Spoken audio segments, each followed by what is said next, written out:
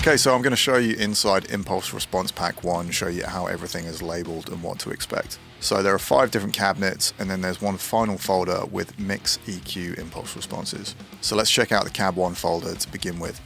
So all 4 speakers are captured, and it will tell you which cab, which speaker in the cab, what type of speaker, vintage 30, and then what year that speaker was made.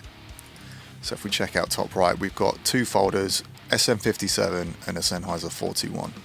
So for the 57, position 3 is kind of my go-to. I'll find the sweet spot on each speaker that I think works best with my typical guitar tone, and then I'll work incrementally inwards till I get to dead center, which is 0, and then a few just a little darker than I might normally go. But the whole point here is to not offer option paralysis and just give you some really usable tones, and just know that number 3 is where I would normally start, and you can go a bit brighter or darker depending on what you're after.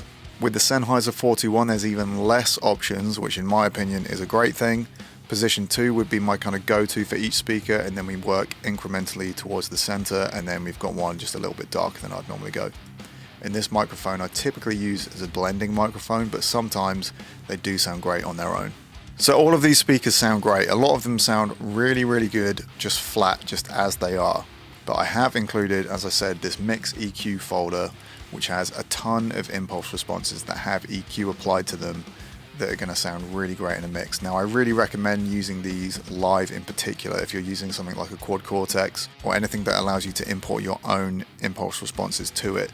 These are going to sound great live because they've had surgical EQ moves made to them. The benefit of this is a lot of sound engineers are usually working with either EQs that might be quite basic, or they're potentially in a rush to dial in a tone live and they just want to do some broad moves.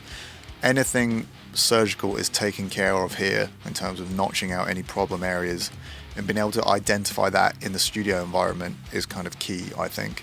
And this means you can load in any of these impulse responses, and your front of house sound engineer can just simply crank you up, make any subtle EQ adjustments in the mix depending on the room. And there's also a few impulse responses in here that mimic album tones that I like this is a mimic of the conclusion of an aged guitar tone. I'm going to show you how I use these in the plugin world.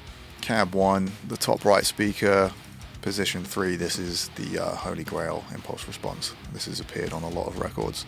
This is the exact position captured when I reamped the guitars for A Son of Things to Come. The same impulse response used on Classic Symptoms of a Broken Spirit by Architects. I had this loaded on the quad cortex, which I track guitars through, and this was also used on the new Bleed From Within record.